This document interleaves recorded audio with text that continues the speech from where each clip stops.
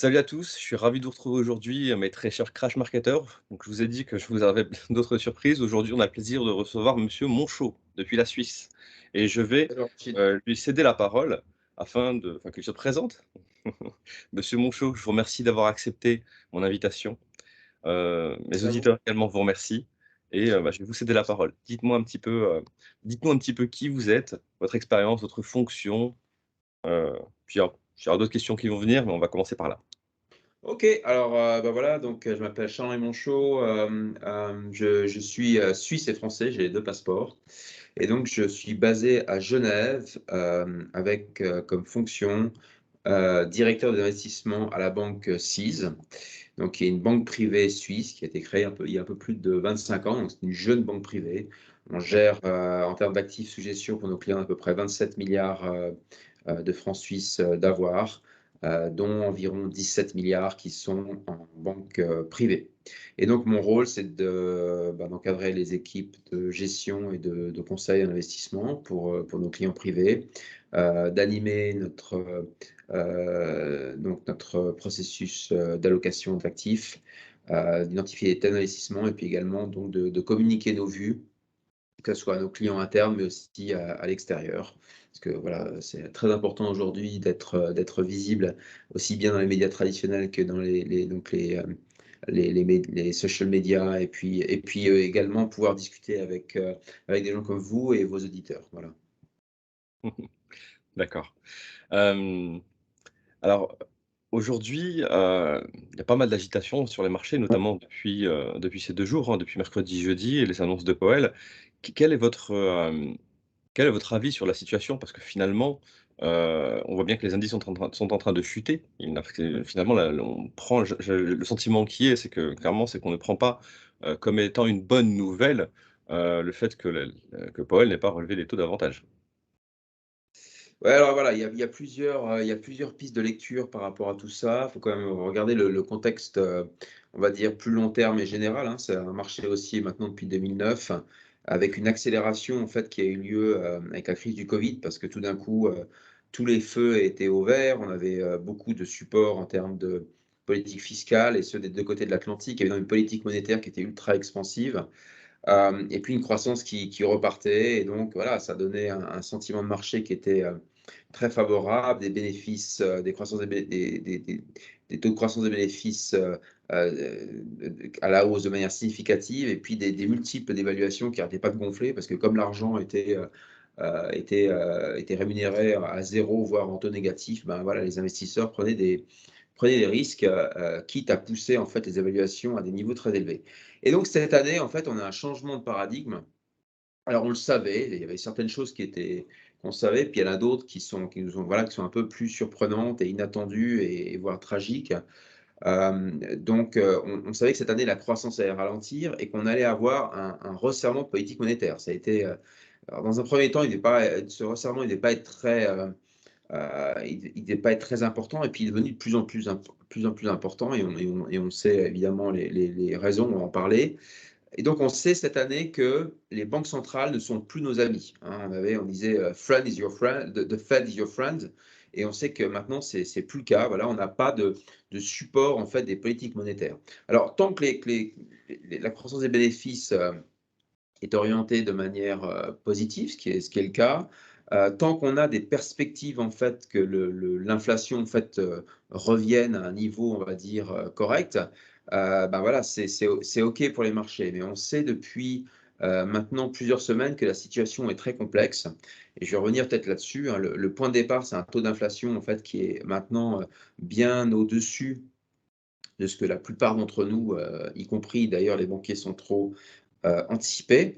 On sait que l'inflation avait déjà bien repris l'année dernière, hein. Il y avait je pense que ça Tout a à été fait. commenté déjà pas mal de fois dans vos émissions, donc on avait cette espèce d'écart entre l'offre et la demande, avec une forte reprise de la demande, après le Covid et puis malheureusement une offre qui n'était pas, disons en mesure de répondre à cette demande. Alors que ce soit sur les marchés des matières premières, et également des biens et services, et puis également le marché du travail. Et puis ensuite on a eu ce choc, donc avec l'invasion de l'Ukraine, par la Russie. Et comme la Russie, en fait, exporte quasiment tout en termes de matières premières, on a ce choc, de matières premières, qui agit, évidemment sur les taux d'inflation, que ce soit aux États-Unis, mais également en Europe. Et donc on s'attend, voilà, les banques centrales n'ont plus le choix. Et là, avec la Fed, on rentre dans le dur, en fait, hein. C'est-à-dire qu'ils nous ont, préparés à des hausses de taux pendant maintenant depuis plusieurs semaines. On a une première hausse de taux de 25 points de base et là, on attendait, au moins 50 points de base. Donc, si vous vous souvenez, cette semaine, mercredi, Mmh. première réaction du marché. Voilà, Monsieur Powell nous annonce que c'est 50 points de base, ça on le savait. Il nous dit qu'il n'y aura pas 75 points de base au prochain meeting. Bonne nouvelle, parce qu'en fait, on se disait que c'était possible. Et puis, vous savez, Rachid, il y a ce point très important, c'est le bilan de la Fed, hein, ces immenses injections monétaires qui ont permis au marché de monter. On sait qu'il est amené en fait à se réduire cette année. Et là, bonne nouvelle relative. On Mmh. s'attendait en fait que, à partir de dès maintenant en fait, les rachats en fait, d'obligations, enfin les ventes d'obligations qui sont actuellement détenues, au bilan de la Fed commencent.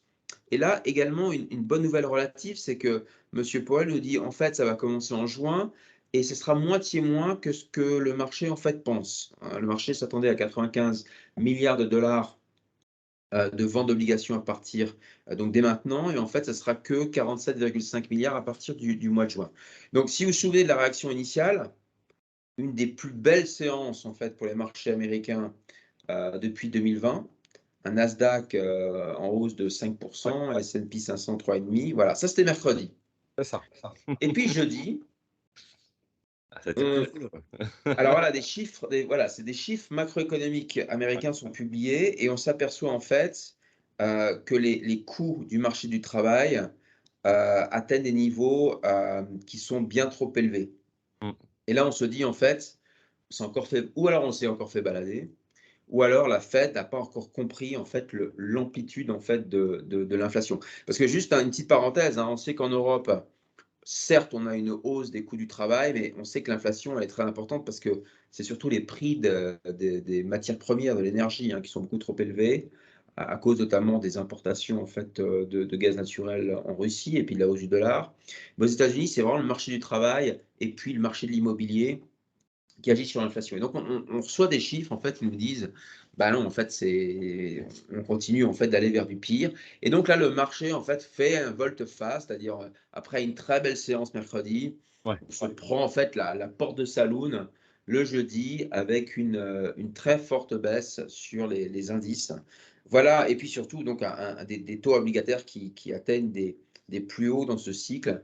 Et donc voilà, on reste en fait dans ce paradigme de marché où, oui, certes, on a des entreprises qui continuent à publier des bénéfices qui sont corrects, mais il y a une pression, en fait, qui vient du marché obligataire. Les rendements longs montent, les rendements courts ont monté pas mal de temps et donc ça met une pression à la baisse sur les multiples d'évaluation. Donc comme vous savez, les marchés actions, c'est les bénéfices multipliés par ce multiple d'évaluation. Donc si vous avez un qui baisse, ben, ça fait baisser les marchés. Voilà. Mmh. Bon Ouais.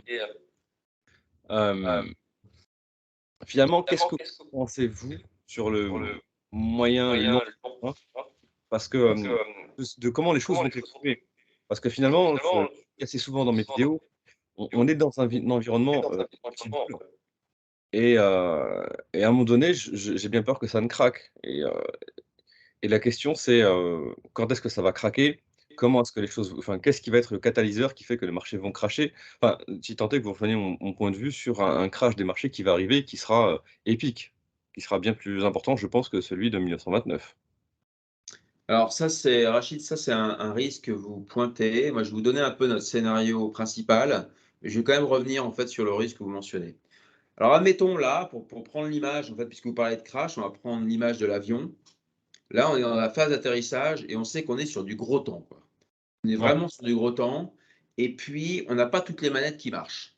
Donc on se dit, vous et moi, on est dans le cockpit et Mmh. on se dit, alors au mieux, en fait, ça va être un atterrissage qu'on espère, on sait que ça va être turbulent, mais on espère le plus doux possible. Ouais. On espère arriver en fait, voilà, que les passagers vont pas être blessés et puis qu'on va réussir à aller jusqu'à la porte de l'aéroport, avec certes des émotions, mais dans un état à peu près correct. Ça, c'est Mmh. l'option numéro 1. Et puis l'option numéro 2, c'est ce qu'on appelle le hard landing, c'est-à-dire le crash à l'arrivée qui fait vraiment mal, quoi, voire très très mal. Alors, nous pensons que la meilleure probabilité, c'est le premier. Pourquoi?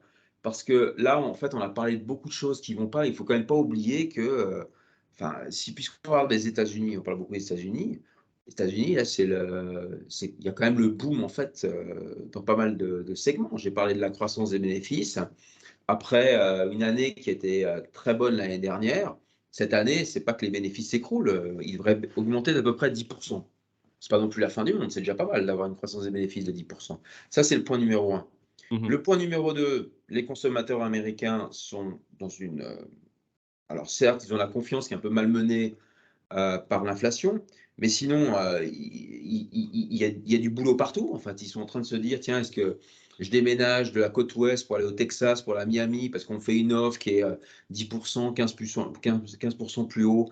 Donc ça, c'est quand même pas mal en fait d'avoir quand même un peu d'épargne grâce qui reste au covid et puis un marché de l'emploi où vous dites, bah, demain sera meilleur qu'aujourd'hui. C'est quand même, pas mal, OK?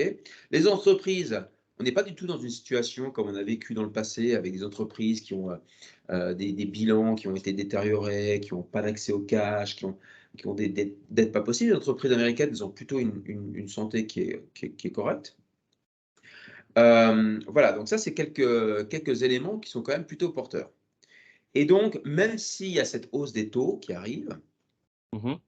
euh, même s'il y a cette inflation qui est très élevée, nous pensons que dans cette phase d'atterrissage en douceur, à un moment donné, on va avoir bah, ça va commencer les effets en fait des resserrements monétaires parce que mine de rien, le resserrement monétaire, il a quand même déjà commencé, hein. Quand vous avez les taux longs qui montent au-dessus de 3, quand vous avez les taux hypothécaires qui sont au-dessus de 5, ça commence déjà à faire ralentir en fait certains pans de l'économie. On ne le voit pas encore, mais ça ralentit. Donc à un moment donné, vous allez aussi avoir un effet en fait sur l'inflation. Et donc on pourrait tout à fait se retrouver en deuxième semestre de cette année avec tout d'un coup l'inflation qui revient à des niveaux corrects, au moment où la Fed a déjà commencé à entamer son travail et puis on peut même avoir des bonnes surprises, qui sait, avec une Fed qui dit: «Bah, tiens, au final, on va peut-être pas faire autant de taux qu'on avait dit ou alors on continue de faire les taux, mais notre bilan, le bilan de la banque centrale, on arrête en tout cas de le baisser, on le maintient, voire on reprend en fait certains achats ciblés». Donc ça, c'est ce que va essayer de faire la Fed, ce qu'on appelle le soft Exactement. landing. OK. Ouais, c'est ça. Maintenant, malheureusement, Rachid, Ouais. alors c'est pour ça, je pense que vous avez aussi ces craintes, c'est que si on regarde l'histoire, la capacité de la Fed à atterrir avec une météo très compliquée et des outils en fait qui partent dans tous les des outils dans le cockpit qui partent dans tous les sens, il n'est pas très bon. C'est très difficile en fait le soft landing et c'est vrai que dans l'histoire souvent ça a terminé en hard landing et il y a une raison pour ça. C'est qu'en fait quand vous resserrez les taux, vous créez en fait des risques au niveau financier. Parce que là, vous voyez, on a parlé de macroéconomie. En Mmh. fait, il y a toujours en fait ce sentiment que c'est la macroéconomie en fait qui drive les marchés, hein, qui drive les marchés en fait. Souvent, c'est le contraire. Surtout quand vous êtes dans une économie avec quand même beaucoup d'endettement, une grande dépendance aux banques centrales, etc. Vous avez un accident de marché ou un accident sur une classe d'actifs. Souvenez-vous, en 2007-2008, c'était le marché immobilier. Tout à fait. L'économie était pas elle est plutôt pas mal, hein. On savait qu'on était en surchauffe et cetera, mais ça allait bien. Je veux dire, les chiffres étaient bons. Puis tout d'un Ouais. coup, vous avez un crash immobilier, voilà, c'est ce que j'appelle en fait, une crise financière qui débouche sur une crise macroéconomique, qui entraîne la récession. Donc là, maintenant, il va falloir regarder, en fait, qu'est-ce qui pourrait nous mettre dans une situation compliquée au niveau financier. Alors, je vais donner quelques exemples. Je viens de parler du marché immobilier. Le marché immobilier, il est clairement en surchauffe aux États-Unis, hein. Complètement. Clairement en surchauffe. Alors oui, certes, il y a beaucoup de monde qui cherche des maisons, mais justement les constructions de nouvelles maisons ont explosé ces derniers mois. Donc au final, vous avez tout d'un coup beaucoup en fait, de stock de maisons qui arrivent au moment où la demande est en train de baisser. OK? Donc attention, risque sur le marché immobilier. Les, prêts, aux étudiants. Ça, c'était une bulle, c'est une bulle monstrueuse. Oui, complètement.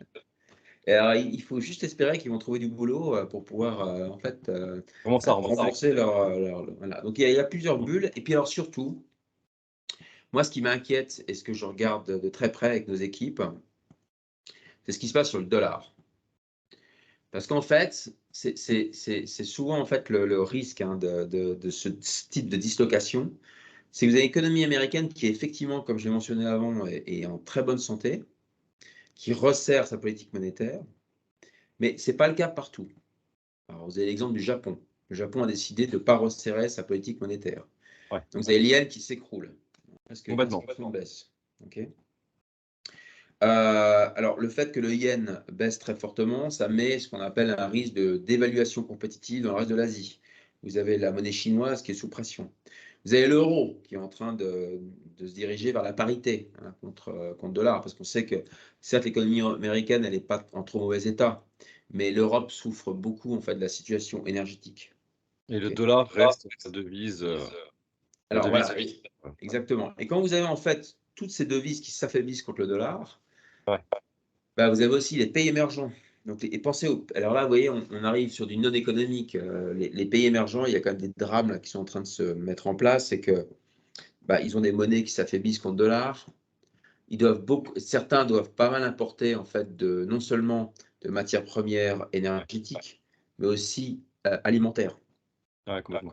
denrées agricoles. Enfin, vous prenez le cas de l'Égypte qui importe 70% en fait de son blé depuis l'Ukraine et la Russie.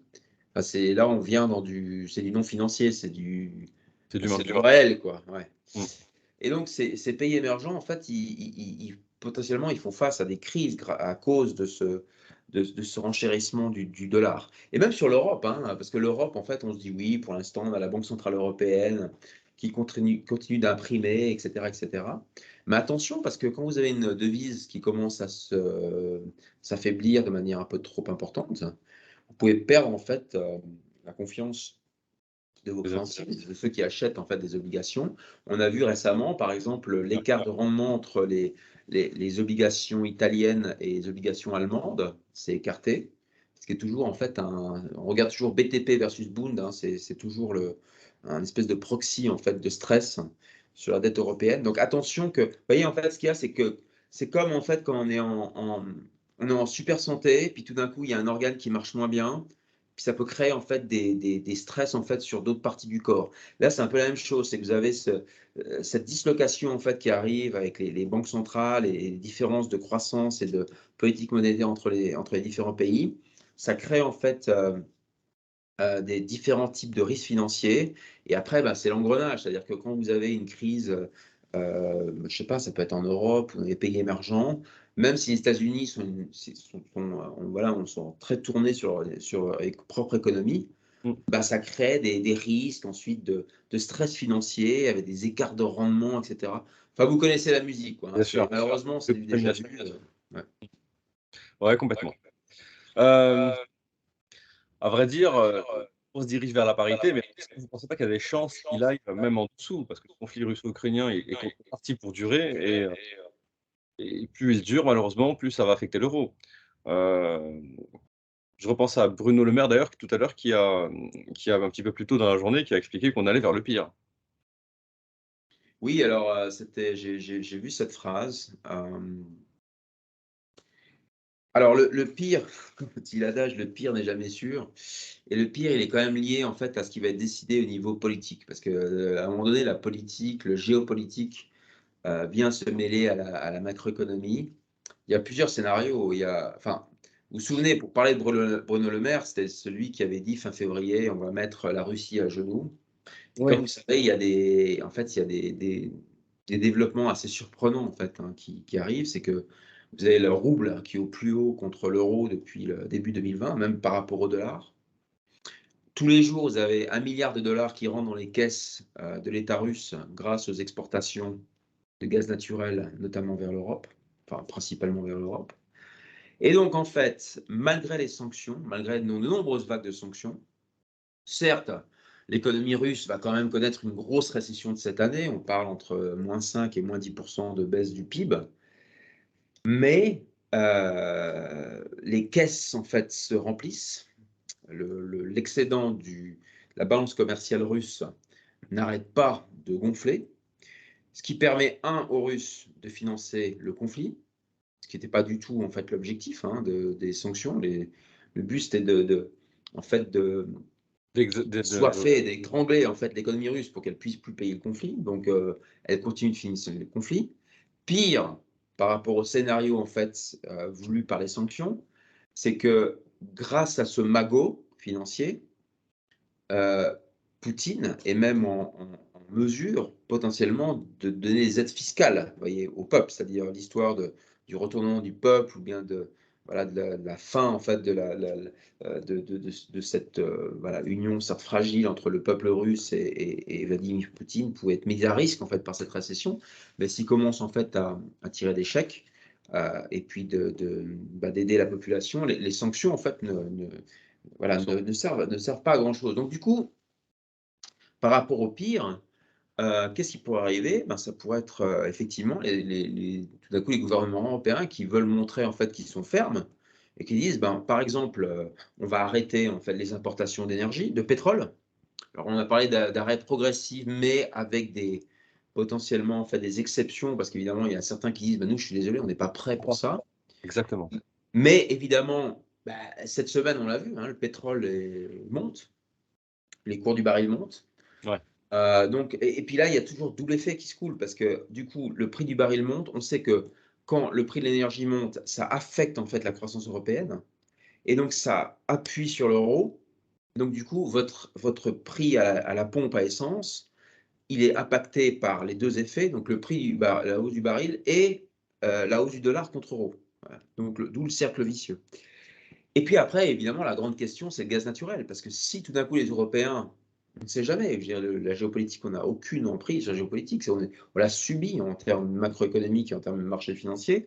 Si tout d'un coup, il y a une décision forte sur le gaz naturel, alors là, si on prend par exemple les entreprises, vous avez le président directeur général de BASF, donc une des plus grandes entreprises chimiques allemandes, qui a dit, nous aussi, si on n'a plus accès au gaz naturel russe, on ferme toutes les usines. Et Ouais. alors là, on se retrouve en récession avec des licenciements, etc. Et donc, du coup, une pression supplémentaire sur l'euro, une pression évidemment inflationniste aussi, parce que à chaque fois que l'euro en fait, se déprécie, c'est des conséquences sur l'inflation. Et donc, une banque centrale européenne qui n'est pas en mesure en fait, d'aider les marchés et l'économie, voire même qui est peut-être obligée de monter des taux alors même que la croissance est menacée et voire s'écroule. Donc c'est un scénario très compliqué avec la géopolitique qui s'imbrique avec la macro. Complètement. Et à cela, si on ajoute les très fortes perturbations des chaînes d'approvisionnement, hein, on voit bien ce qui se passe à Shanghai et qui est en Ouais. train de rejoindre Pékin, l'énorme quantité de porte-conteneurs qui sont au large, qui attendent, hein, tout simplement, c'est catastrophique. Je alors, non seulement ça va appuyer davantage sur l'inflation, mais il est évident que ça va, créer des pénuries qui vont elles-mêmes, à leur tour, accentuer l'inflation. Je ne sais pas ce que vous en pensez? Ouais, c'est un peu le pompon, hein. C'est vrai qu'on pensait que disons que dans ce scénario en fait, un peu du pire, on se disait: «Bon au moins il y a plus le Covid» Voilà, c'est et ça. en fait non. Ouais, c'est ça, c'est Et revenu. c'est toujours là et puis, et c'est vrai que c'est très sérieux, ce qui se passe en Chine. Faut pas oublier, c'est pas seulement en fait des usines, qui sont impactées en termes de Ouais, fonctionnement, mais c'est aussi par exemple les camions ouais, complètement. amènent en fait les composants, ou les différents produits en fait au port. Comme vous l'avez dit, il y a tous ces tankers en fait qui sont en train d'attendre, au large de Shanghai. Donc pendant ce temps-là, ils transportent rien, ils sont pas disponibles pour d'autres approvisionnements et comme vous le savez, les chaînes d'approvisionnement, elles sont extrêmement en fait, Fragile. dépendantes et Mmh. donc du coup fragiles. Et donc ça veut dire que, parce que les composants ne viennent plus de la plus grande usine du monde, c'est-à-dire, de Chine ou en tout cas moins, forcément, voilà, il y a un impact, à la hausse sur les prix. Pas du tout au meilleur moment. Non, ça c'est certain, c'est rien de le dire. Et peut-être une dernière question, si vous me le permettez, ça concerne le pétrole. De plus en plus, hein, je vois fleurir sur internet, hein, également au sein de mon propre réseau d'amis traders, Enfin, on parle vraiment de si le conflit, s'accentue ou s'il dure, on risque d'avoir un baril de pétrole qui va monter à 180 voire 185 C'est-à-dire, on est carrément 30 minimum au-dessus de ce qu'on a, du record qu'on a atteint en 2007-2008. Donc je vois pas comment est-ce que les économies du monde vont pouvoir, enfin les principales, l'Union européenne en l'occurrence, et les États-Unis, vont pouvoir encaisser ce choc. Ça ne sera pas possible. Pas en tout cas, encore une fois, sans provoquer une puissante récession et un effondrement des économies, aussi bien européennes qu'américaines. Ouais, et ça, c'est vraiment un développement, très inattendu parce qu'on s'attendait à ce que le pétrole, en fait, reste relativement, ferme, mais potentiellement pas au-dessus de 100 et alors les 150-180 que vous avez mentionnés, alors ça, par exemple, c'est les projections JP Morgan Ouais, en tout à fait. cas d'arrêt, en fait, des importations de pétrole de Ouais, Russie vers l'Europe. Parce qu'on sait que, ben, si c'est le cas, il va falloir le trouver ailleurs et comme déjà l'offre est pas terrible, bah, ça va mettre une pression à la hausse. Alors évidemment, c'est à un moment donné, il y a une espèce de plafond, hein, avec, la destruction de la demande. C'est-à-dire que naturellement, si le prix du pétrole monte trop haut, vous allez avoir une pression, baissière sur la demande. Mais là, il y a un phénomène en fait qui est assez, qu'il faut garder en tête, hein, et qui est, très préoccupant. C'est que, vous savez, quand on parle de hausse du pétrole, forcément, on pense au choc pétrolier des années 70. exactement. Mais là, en fait, on a une situation qui est différente des années 70 parce que en fait, on c'est pas juste, en fait, le pétrole qui est disons, qui ou sur lequel il y a une, il y a une mise à li un mauvais alignement entre l'offre et la demande, c'est toutes les matières premières et les matières premières, en fait, elles sont liées.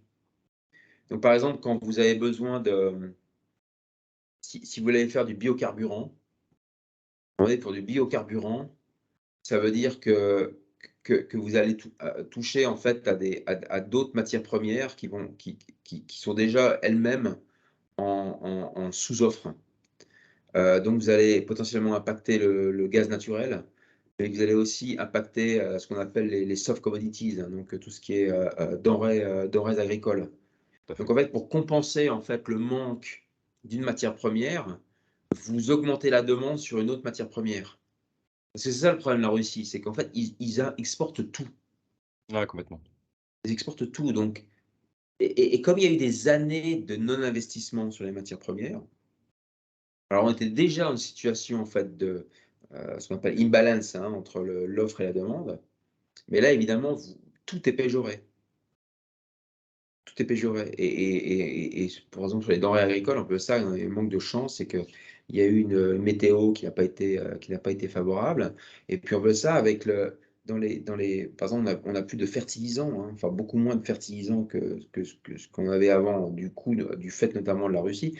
Donc on crée même un espèce d'inertie, c'est-à-dire que, imaginons que par bonheur, il y ait une solution qui soit trouvée dans 2 ou 3 mois, mais là, en fait, ce qu'il y a, c'est que il y a beaucoup d'inertie, en fait, sur cette pénurie de fertilisants, ce qui fait qu'on crée, en fait, un problème sur la matière agricole pendant pas mal de temps et donc du coup, bah, si vous, donc on peut pas aller, du coup, prendre sur les denrées agricoles pour compenser le fait que le pétrole est très cher, vous voyez? Enfin bref, c'est très, tout ça est très dépendant. Donc on est dans une crise, si vous voulez, c'est pas une crise pétrolière des années 70, c'est une crise des matières premières. C'est différent. D'accord. Heu, Bah, écoutez, je pense qu'on a fait le tour. Monsieur Monchot, je vous remercie beaucoup pour votre Merci, intervention. merci beaucoup. Vous êtes le bienvenu sur ma chaîne si vous souhaitez intervenir un petit peu plus tard lorsque les choses, il y a pas mal de volatilité sur les marchés, hein, on l'a évoqué un petit peu plus tôt. Donc pourquoi Il y aura pas des opportunités aussi, hein, faut pas oublier, hein, ça crée des opportunités. exactement. Je vous remercie beaucoup encore une fois Merci à et vous, puis au plaisir. À bientôt. à la prochaine, au revoir. Au revoir.